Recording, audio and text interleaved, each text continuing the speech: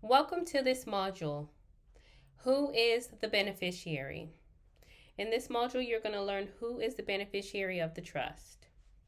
So the beneficiary is a person who has a present or future beneficial interest in a trust. So this is the person who holds a power of appointment over the trust property in a capacity other than the trustee. So the trustee is the person who controls the trust, but the beneficiary is the person who actually owns the trust or all of the assets within the trust.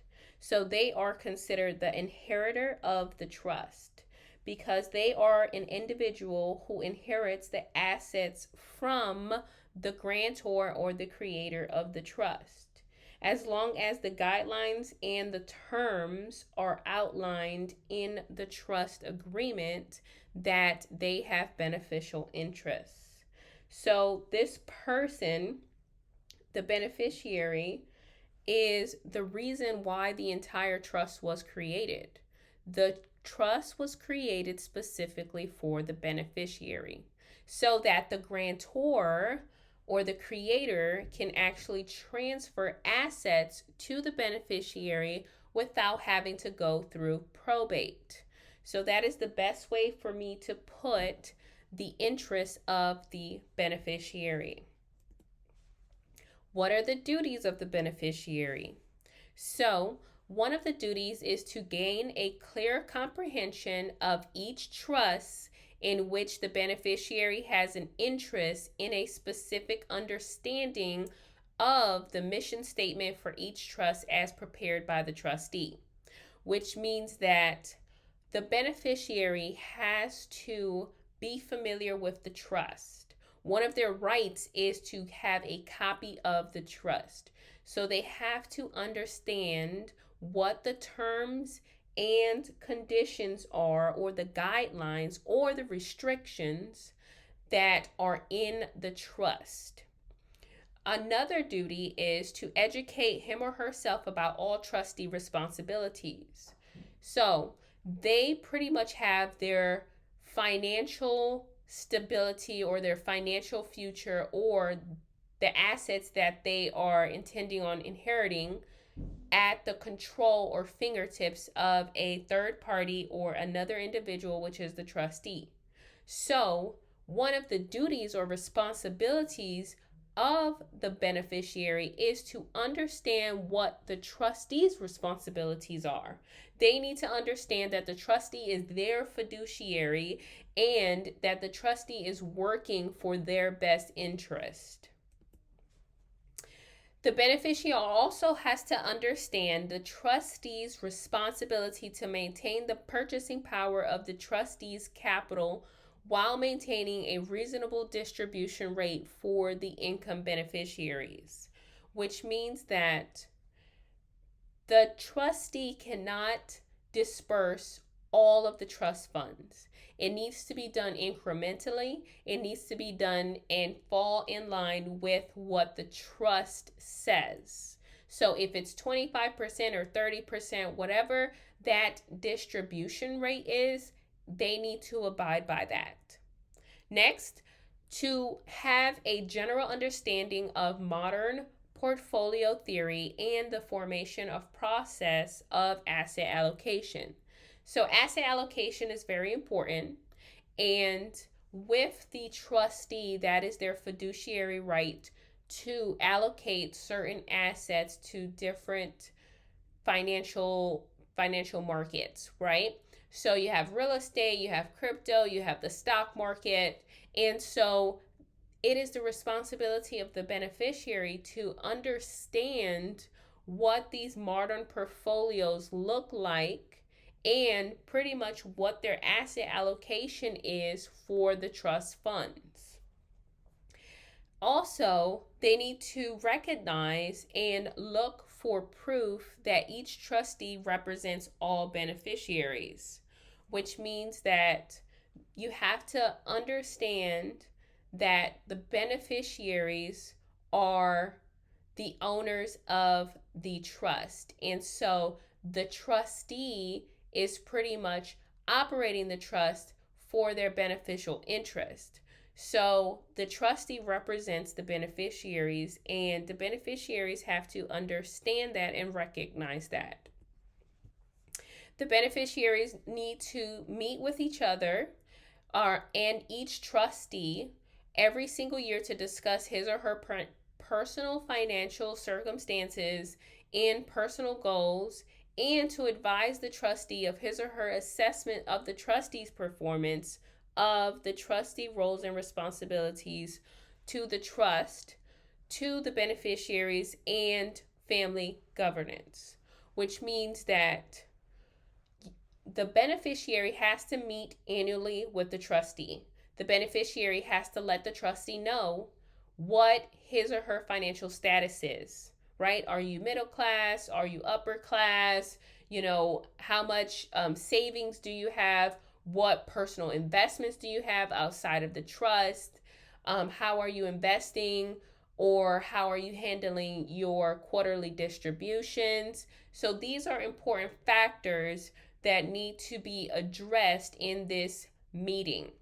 Another factor is that the beneficiary also needs to do a performance of what they feel the trustee's role and responsibility and how they are carrying out the operation of the trust.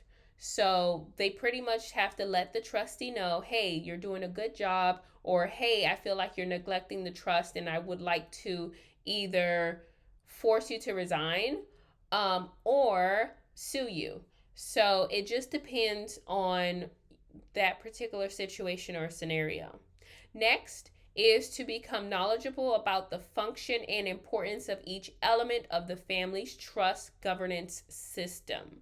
So we will later discuss the governance system, and it is very important that you know what your function is or what your position is in your family office or governing structure. The beneficiary's duty is to attend the annual family business meeting and to accept responsible roles within the family governance structure based on his or her qualifications for such roles. The beneficiary's responsibility is to attend the annual family business meeting and to accept whatever roles and responsibilities that they are appointed to within the family government structure based on his or her qualifications for such roles. Which means that if one of the beneficiaries, let's just say that they went to college and they got an accounting degree. Now, once they attend the annual family business meeting and they are appointed the position of being an accountant for the family governance structure, then at that point they can accept that role or responsibility because they qualify for that position, right?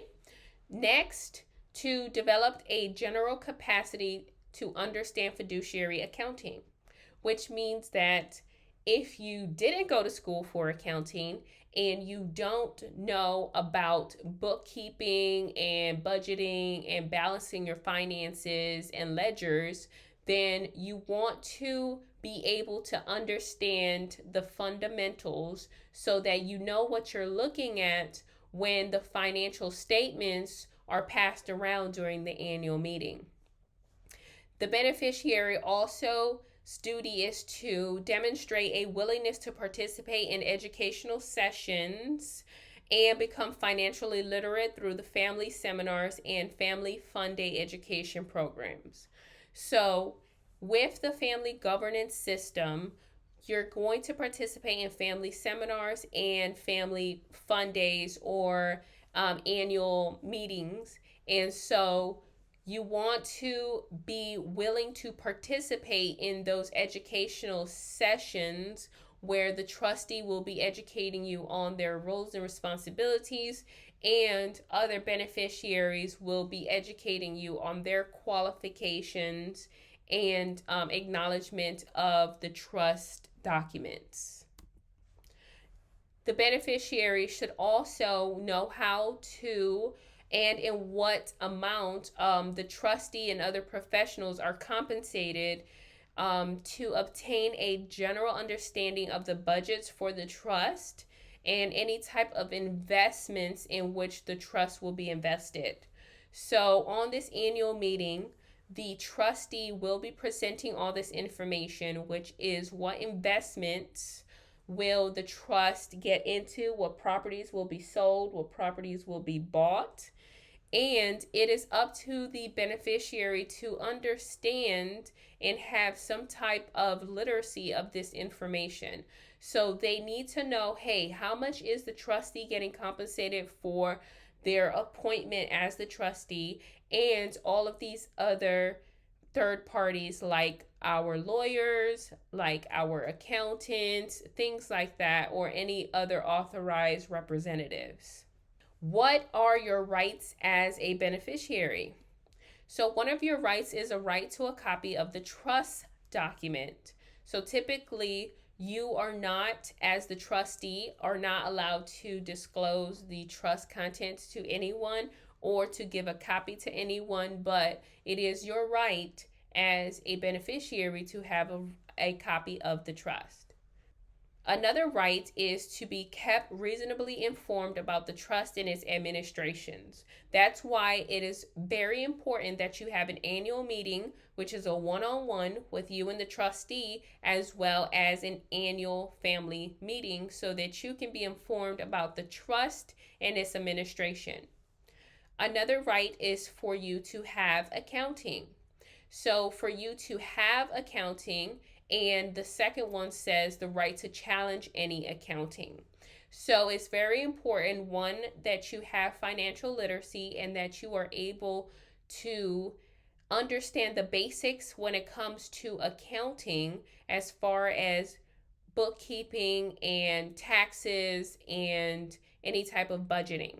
It's very important that you are familiar with that, as well as any type of software systems utilized like QuickBooks or Xero, as well as if you see any type of errors in the accounting, you have the right to challenge those errors and get an audit. And typically, we recommend that you audit your books at least once a year. Another right of the beneficiary is to be treated impartially by the trustee, which means that the beneficiary needs to be respected by the trustee. The beneficiary needs to trust the trustee, and the trustee needs to trust the beneficiary. There needs to be a cordialness or a collaboration between these two parties. Another right is the right to receive timely distributions from the trust. The trust will give out distributions as often as you would like. Typically, we've structured it quarterly. So when it's time for distribution, it's up to the trustee to initiate that distribution, and one of the rights of the beneficiary is to receive that distribution at a timely manner, not 2 to 4 weeks later. Lastly, one of the rights is to petition the court to have the trustee suspended and surcharged, which means that if you find out that the trustee has been negligent, that the trustee has mismanaged the trust, you can certainly take the trustee to court to have them resign or removed from that position. And if there are any funds that were stolen or lost, then you can have the trustee return those funds through the court system. Let's talk about distributions. So distributions of your either monthly or quarterly earnings can be done in a couple of different ways. You have to understand that all the assets and the trust funds of the trust belong to the beneficiary. It's for their beneficial gain and interest. So one is an outright distribution, With an outright distribution, the trust is set up immediately and that money is distributed directly to the beneficiaries, free and clear of any type of limitations, which means that the trustee can transfer any type of real estate to the beneficiaries by just deeding it over to them or writing them a check or giving them cash. And this is pretty much straightforward when you are distributing assets from a trust, but it doesn't protect you if you were having any type of litigation issues. The next one is distribution over time. So, with this type of distribution, the creator of the trust can actually have the distribution spaced out, meaning that the assets are paid to the beneficiary over time according to whatever rules were set in the trust. For instance, let's say that the creator of the trust specified that they'll get semi-annual distribution. So that means every 6 months they will get a distribution of whatever percentage, 25%, 30%. Or you can do it in another time period where they can only qualify distributions once they turn 18 or 21 or 25, things like that. So those are different ways that they will be able to receive their distribution over time, but they have to be able to meet those milestones in their life, or perhaps maybe, maybe one of the qualifications is that they go to college, or one of the qualifications is that they get married. So it just depends on if they meet those qualifications. And the last one is at the trustee's discretion. So the creator of the trust can give the trustee the power to decide what the beneficiaries will acquire when it's time for trust distributions of their assets. So if they are too young, or let's say that the beneficiary has an issue with money management, then it's up to the discretion of the trustee if they meet those special qualifications in order for them to receive a distribution. And this is the end of the module.